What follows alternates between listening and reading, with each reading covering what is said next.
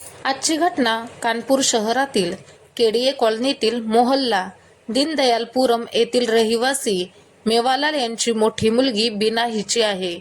बीनाशिवाय मेवालाल यांना आणखी 2 मुली होत्या. करण हा 3 मुलींच्या पाठोपाठ झालेला म्हणजे सर्वात लहान मुलगा होता.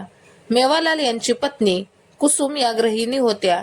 त्या घर आणि मुलांची व्यवस्थित काळजी घेत होत्या.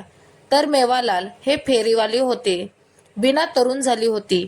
आई वडिलांना तिच्या लग्नाची काळजी वाटू लागली. योग्य मुलगा सापडला तर बीनाचं लग्न करून द्यावं अशी मेवालालची इच्छा होती. काही संशोधनानंतर कानपूर देहाटच्या मुसानगर शहरातील रहिवासी भिकारामचा मोठा मुलगा रामबाबू मेवालालला आवडला. भिकाराम यांच्याकडे 3 एकर शेतजमीन असून शहरातील मूर्तजानगरमध्ये त्यांचे स्वतःचे घरही होते. जेव्हा रामबाबू आणि त्यांच्या कुटुंबियांनी सुंदर बीना पाहिली तेव्हा त्यांना ती आवडली. बीनाला पाहून भिकारामने हुंडा न घेता आपल्या मुलाचे रामबाबूचे आणि बीनाचे लग्न करण्यास होकार दिला. अखेर 10 जून 2008 रोजी बीना आणि रामबाबू यांचा विवाह सामाजिक रीतिरिवाजाप्रमाणे पार पडला. लग्न झाल्याने घरात आनंदाचे वातावरण होते. या लग्नाने रामबाबू खुश असला तरी बीना मात्र खुश नव्हती. याचे कारण रामबाबू हा सुशिक्षित आणि बीनाला जसा हुशार नवरा हवा होता तसा नव्हता. बीना आठवडाभर सासरच्या घरी राहिली पण तिला तिथे चैन पडत नव्हता. ती तिच्या पतीसोबत भावनिक बंध निर्माण करू शकली नाही. आठवडाभरानंतर ती आई वडिलांच्या घरी आली तेव्हा तिचा चेहरा उदास होता. ती शांत होती. कुसुमने कारण विचारल्यावर ती रडून म्हणाली, आई, तुम्ही माझे लग्न माझा होकार न घेता लावून दिले. ते लोक हुंडा मागत नाहीत हे फक्त बघितले, पण तो मुलगा कसा आहे, तो मला पसंत आहे की नाही हे काही पाहिले नाही. तेव्हा आई तिची समजूत काढत म्हणाली, त्यांच्याकडे सर्व काही आहे, तुला काय कमी आहे. रामबाबू सुशिक्षित नसले तरी मनाने खूप चांगले आहेत. तुला अजून 2 बहिणी आहेत हे तुला माहीत आहे. आपल्याला त्यांचीही लग्न करायची आहेत. तू जर माहेरी राहिलीस तर त्यांची लग्न कशी होणार, त्यांच्याशी लग्न कोण करणार. कुसुमने आपली असहाय्यता व्यक्त केल्यावर बीना गप्प झाली. आईच्या या उत्तरानंतर बीनाने परिस्थितीशी तडजोड केली. ती पतीसोबत म्हणजे रामबाबू सोबत सासरच्या घरी राहू लागली. सासरच्या घरी वातावरण परंपरावादी होते. संभाषणावर बंधने आली. तिच्या नवऱ्याचा पगारही मर्यादित होता. त्यामुळे बीनाच्या इच्छा पूर्ण होत नव्हत्या. तिच्या इच्छा अपेक्षा खूप होत्या, पण नवऱ्याला पगार जास्त नसल्या कारणाने बीनाला आपल्या इच्छा छातीत खोलवर दडवून ठेवाव्या लागल्या. वेळ जात होती. कालांतराने बीना शिवम आणि शिवानी या 2 मुलांची आई झाली. कुटुंब वाढले तसा खर्चही वाढला. रामबाबूच्या पगारातून कमाईतून घर खर्च भागवता येणार नाही असे बीनाला वाटले. तेव्हा तिने आपल्या पतीला कानपूर शहरात जाऊन नोकरी किंवा काही काम करण्याचा सल्ला दिला. तिने रामबाबूला सांगितले की कानपूर शहरात त्यांना चांगला पगार मिळेल आणि त्यांचा घर खर्चही व्यवस्थित पार पडेल. मुलं मोठी होतील तसा आपला खर्च वाढता राहणार, त्यामुळे तुम्हाला चांगल्या पगाराची नोकरी मिळवावी लागणार. रामबाबूंनाही पत्नीचे हे विधान आवडले. कानपूर शहरातील योगेंद्र विहार कॉलनीत रामबाबूचा सजीवन नावाचा मित्र होता. तो एका कारखान्यात काम करायचा. त्याने सजीवनला कुठेतरी काम मिळवून देण्याबाबत बोलून दाखवले. सजीवनने त्याला सायकल दुरुस्तीचे काम जमेल का हे विचारले. सायकल दुरुस्तीचे काम जर तू केलेस तर पंक्चर वगैरे पासून तुला चांगले उत्पन्न मिळेल हे देखील सजीवनने रामबाबूला पटवून सांगितले. रामबाबूंना त्यांच्या मित्राचा सल्ला आवडल्याने रामबाबूंनी खाडेपूर कॉलनी वळणावर सायकल दुरुस्तीचे दुकान उघडले आणि योगेंद्र विहार कॉलनीत भाड्याने खोली घेऊन राहू लागले. रामबाबूंचे सायकल रिपेअरिंगचे काम व्यवस्थित चालू होते. पैसे येऊ लागल्यावर रामबाबू पत्नी बीना आणि मुलांनाही शहरात घेऊन आले. बीनाला शहरात आल्याचा खूप आनंद झाला. शहरात आल्यानंतर ती बनसवार येथे राहू लागली. बीनाने घराजवळ असलेल्या शिशु मंदिरात मुलांना दाखल केले. मुलांना शाळेत पाठवण्याचं काम ती स्वतः करत असायची. पिंटू नावाचा एक तरुण रामबाबूच्या दुकानात सायकल दुरुस्त करण्यासाठी येत असायचा. पिंटू 12-8 मध्ये राहत होता आणि तो नवबस्ता येथे असलेल्या प्लास्टिक कारखान्यात काम करत होता. पिंटूची रामबाबूशी मैत्री झाली. गरज पडेल तेव्हा रामबाबू पिंटूकडून पैसेही घेत असत आणि पिंटू देखील त्यांना देत असे. कधी कधी दोघे एकत्र बसून दारू प्यायचे. पिंटूला एकट्याला खाण्यापिण्याचा खर्च उचलावा लागायचा. रामबाबू आणि पिंटू या दोघांच्यात घट्ट मैत्री झाली. एके दिवशी पिंटू दुकानात आला तेव्हा रामबाबू म्हणाले, पिंटू, आज माझ्या मुलाचा शिवमचा वाढदिवस आहे. तुला माझ्याकडून एक पार्टी आहे. संध्याकाळी कारखान्यातून थेट घरी ये आणि न विसरता ये. तेव्हा पिंटू म्हणाला, ठीक आहे, मी नक्की येईन. संध्याकाळी पिंटू भेट घेऊन रामबाबूंच्या घरी पोहोचला. रामबाबू त्यांची वाटच पाहत होते. त्यांनी पिंटूला मिठी मारली आणि बायकोला हाक मारली. बीना, हे बघ, आज आपल्या घरी कोण आला आहे. लवकर बाहेर ये. मुलाचा वाढदिवस असल्या कारणाने बीना आधीच तयार होती. पतीचा म्हणजे रामबाबूचा आवाज ऐकून ती चटकन बाहेर आली. ती पिंटूकडे पाहत म्हणाली, हे कोण आहेत? मी ओळखलं नाही. तेव्हा पिंटू बीनाला म्हणाला, वहिनी, मी कधीच तुमच्या घरी आलेलो नाही, त्यामुळे तुम्ही मला कसे ओळखणार? मी रामबाबू भैयाचा मित्र आहे. माझे नाव पिंटू आहे. पिंटू आणि बीनाची झालेली ही पहिलीच भेट होती. पहिल्याच भेटीत बीनाने पिंटूच्या मनाचा ठाव घेतला होता. पिंटू बीनाकडे बघतच राहिला होता. बीना पिंटूला खूप आवडली. रामबाबूने पिंटूचा व्यवस्थित पाहुणचार केला. त्यावेळी बीनाही तिथेच होती. पिंटूची नजर बीनावरून हलत नव्हती. यानंतर पिंटूने ठरवलं की तो कसंही करून बीनाला मिळवणारच. तो तिला मिळवूनच शांत बसणार. ते साध्य करण्यासाठी त्याने प्रयत्न सुरू केले आणि आता बीनापर्यंत पोहोचण्यासाठी रामबाबू हा एकमेव मार्ग होता हे पिंटूला माहीत होतं. आता पिंटूनं ठरवलं की रामबाबूला दारू पिण्याची सवय आहेच, पण त्याचं हे व्यसन वाढवण्याचा विचार केला. त्यामुळे तो दारूची बाटली घेऊन रामबाबूच्या घरी जाऊ लागला. दोघे जण पहिले बाहेर दारू प्यायचे, पण आता ते दोघे घरी बसून दारू पिऊ लागले आणि दारू पिऊन जेवू लागले. इतक्यात पिंटूची नजर बीनाच्या अंगावर स्थिरावली. दारूच्या नशेत पिंटू कधी कधी बीनाची चेष्टा करायचा, तिला चिडवायचा, तिच्याशी लगट करायचा. बीनाला लवकरच पिंटूच्या भेटीचा उद्देश समजला. पिंटू बीनाला आर्थिक मदतही करू लागला. तिच्या मुलांना लागणारं साहित्य आणि खाण्यापिण्यासाठी लागणाऱ्या वस्तू, खायला देखील तो आणू लागला. हळूहळू पिंटूने आपल्या उपकारांनी आणि प्रेमळ बोलण्यानं बीनाच्या मनात घर केलं. आता बीना पण पिंटूशी हसत खेळत बोलू लागली. ती त्याच्याजवळ मनमोकळेपणाने बोलू लागली. एके दिवशी बीना सस्ता सवरता ती घरातून बाहेर बाजारला जाण्यासाठी निघाली होती. तेव्हाच पिंटू तिथे आला आणि तो बीनाला एकटक बघू लागला आणि बोलला, वहिनी, एवढ्या सजून धजून कोणती वीज पाडायला निघाला आहात? तुम्ही किती सुंदर आहात. तेव्हा बीना बोलली, तू लोणी लावायचं बंद कर. आता मला जायचं आहे, आपण नंतर बोलू, ओके? असं म्हणत बीना बाजारात निघाली. पिंटू तिच्या पाठीमागून चालू लागला. एके दिवशी बीनाचा नवरा रामबाबू कामावर गेला होता आणि मुलं शाळेला. बीनाने घरची कामं आटपली आणि ती निवांत बसली होती. तेवढ्यात पिंटू आला आणि अशा एकांतात पिंटू स्वतःला रोखू शकला नाही. त्याने बीनाला मिठी मारली. बीनाने विरोध करण्याचं नाटक केलं. तिने हलका विरोध केला, पण पिंटूने तिला घट्ट पकडलं होतं. ती त्याच्या तावडीतून सुटू शकली नाही. ती त्याच्या मिठीत अविस्मरणीय सुख घेत होती. त्यामुळे तिच्या झोपलेल्या इच्छा जाग्या झाल्या. तीही पिंटूला घट्ट बिलगली. यानंतर उन्मादाच्या वादळात त्यांची सर्व प्रतिष्ठा वाहून गेली. त्या दोघांना कशाचंच भान उरलं नव्हतं.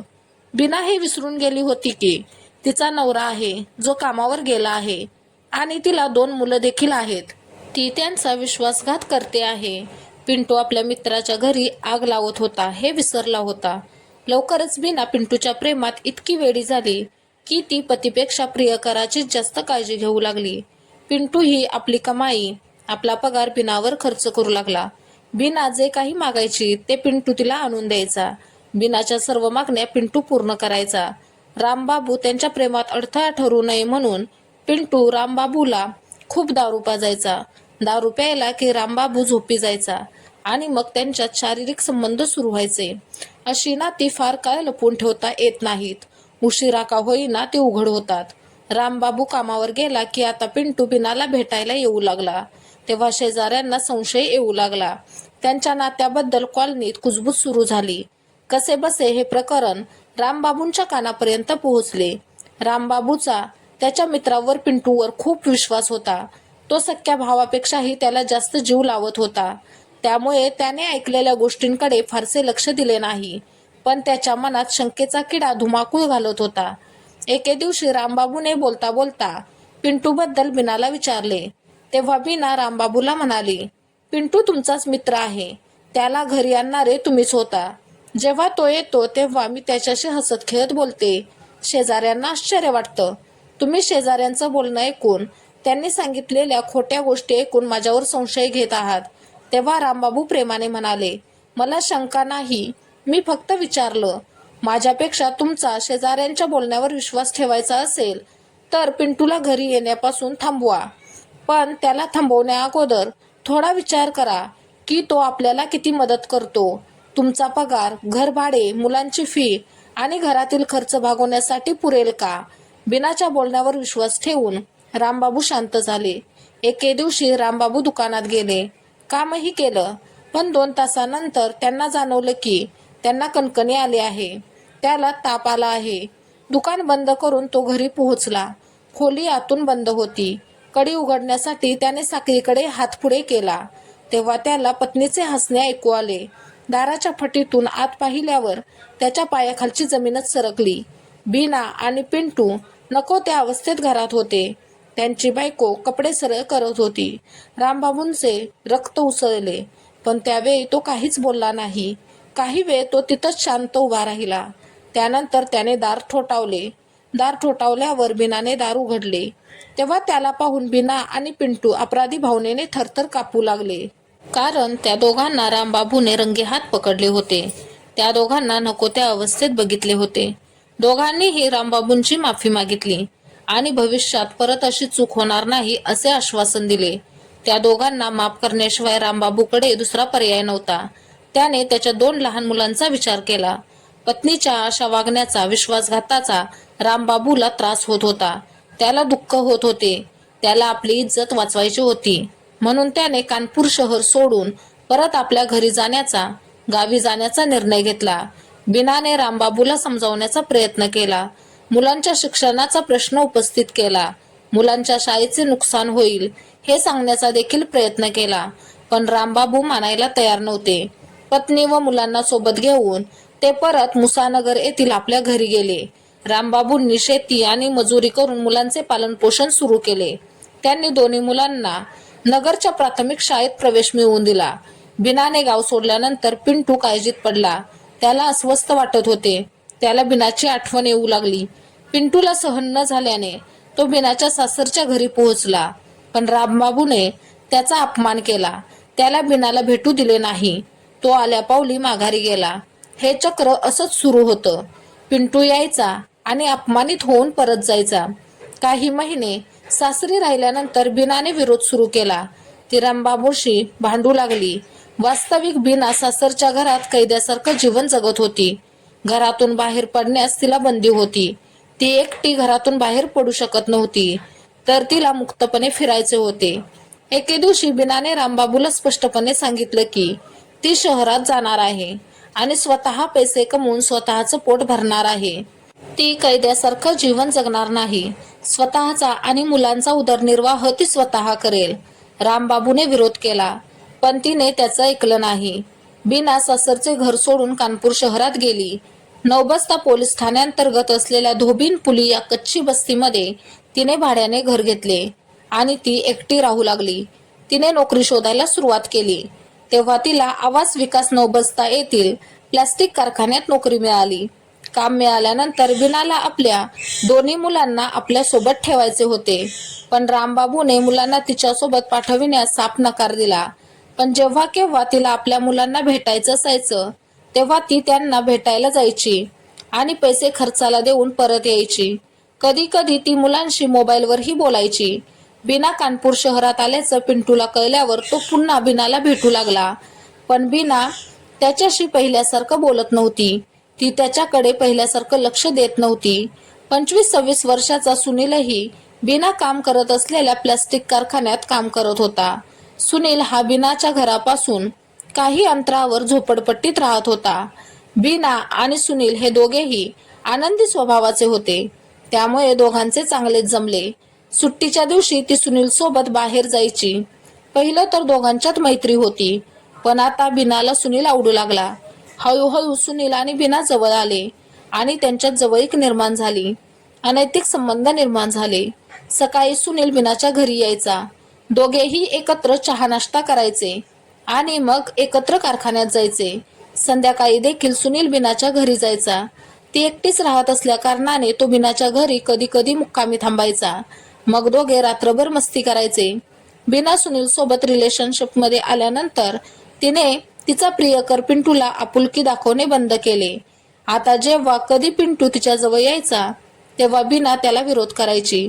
तिने त्याला घरी दारू पिण्यासही मनाई केली. दारू पिऊन घरी येण्याची बंदी केली. तिने पिंटूला तिच्या जवळ येऊ दिले नाही. बीनामध्ये एवढा मोठा बदल कसा झाला हे त्याला समजले नाही. त्याने तिच्यावर पाळत ठेवायला सुरुवात केली. त्याने गुपचूप चौकशी केली असता सत्य बाहेर आले. बीनाचे सुनील सोबत संबंध निर्माण झाल्याचे त्याला समजले. बीना आणि पिंटू सुनीलवरून भांडू लागले. पिंटूने बीनावर सुनीलला सोडण्यासाठी दबाव आणण्यास सुरुवात केली, पण बीना यासाठी तयार नव्हती. बीनाच्या अशा वागण्याने पिंटूला काळजी वाटू लागली. 10 फेब्रुवारी 2018 मध्ये पिंटू दारूच्या दुकानातून बाटली घेऊन रात्री 8 वाजता बीनाच्या घरी पोहोचला. तेव्हा सुनील तिथं उपस्थित होता. सुनील तिथून निघून गेल्यावर पिंटूने बीनाला सुनील बद्दल विचारलं. बीनानं त्याला सर्व हकीकत सांगितली. सुनील आणि बीनाच्यात असं नातं तयार झाल्याचा व बीनाने केलेल्या विश्वासघाताचा पिंटूला राग आला. पिंटूने धारदार चाकू सोबत आणला होता. चाकू काढून तिच्या मानेवर वार केला. बीना जमिनीवर पडली. त्यानंतर पिंटूने बीनाच्या छातीवर बसून ही बेवफाईची शिक्षा आहे असे म्हणत तिच्या मानेवरून चाकू फिरवला. बीनाची हत्या केल्यानंतर पिंटूने दारू प्यायली आणि नंतर दरवाजा बाहेरून लावला आणि तो तिथून पळून गेला. 11 फेब्रुवारीला सकाळी सुनील बीनाच्या घरी पोहोचला तेव्हा दरवाजा बाहेरून बंद होता. कडी उघडून तो खोलीत गेला तेव्हा त्याला धक्काच बसला. बीनाचा रक्ताने माखलेला मृतदेह जमिनीवर पडला होता. सुनीलने आधी शेजाऱ्यांना आणि नंतर नौबस्ता पोलीस ठाण्यात माहिती दिली. माहिती मिळताच नौबस्ता पोलीस ठाण्याचे प्रभारी अखिलेश जयस्वाल पोलीस पथकासह घटनास्थळी आले. त्याने अधिकाऱ्यांना महिलेच्या हत्येची माहिती दिली. काही वेळाने SSP अखिलेश कुमार मीना, SP अशोक वर्मा तेथे पोहोचले. मृताचे वय अंदाजे 32 वर्ष आहे. फॉरेन्सिक टीमनेही घटनास्थळी तपास केला. पोलीस अधिकाऱ्यांना माहिती देणारा सुनील आणि मृतकाचा पती रामबाबू यांची चौकशी केली. रामबाबूने पत्नीच्या हत्येचा संशय त्याचा मित्र पिंटू कारिया याच्यावर असल्याचं सांगितलं. रामबाबूच्या तक्रारीवरून पोलिसांनी पिंटू कारियाविरुद्ध खुनाचा गुन्हा दाखल करून त्याच्या शोधात छापेमारी सुरू केली. सायंकाळी 5च्या सुमारास नौबस्ता पोलीस ठाण्याचे प्रभारी अखिलेश जयस्वाल यांनी खबऱ्याच्या माहितीवरून पिंटू कारियाला नौबस्ता येथील दासू कुआंजवळ अटक केली. त्याला पोलीस ठाण्यात आणून चौकशी केली असता त्याने आपल्या गुन्ह्याची कबुली दिली. बीनाने आपला विश्वासघात केल्याचे त्याने सांगितले. या रागातून त्याने तिची हत्या केली. पिंटूच्या माहितीवरून कबुलीवरून पोलिसांनी हत्येसाठी वापरलेला चाकू आणि रक्ताने माखलेले कपडेही जप्त केले आहेत. चौकशीनंतर पोलिसांना त्याला 2 फेब्रुवारी 2018 रोजी कानपूर न्यायालयात रिमांड मॅजिस्ट्रेट समोर हजर केले. तेथून त्याची रवानगी जिल्हा कारागृहात करण्यात आली. कथेचे संकलन होईपर्यंत त्याला जामीन मंजूर झाला नव्हता. ही कथा सांगताना कोणालाही दुखावण्याचा किंवा त्रास देण्याचा हेतू नाही, तर तुम्हाला जागरूक करणं आणि सतर्क करणं हाच यामागचा उद्देश आहे.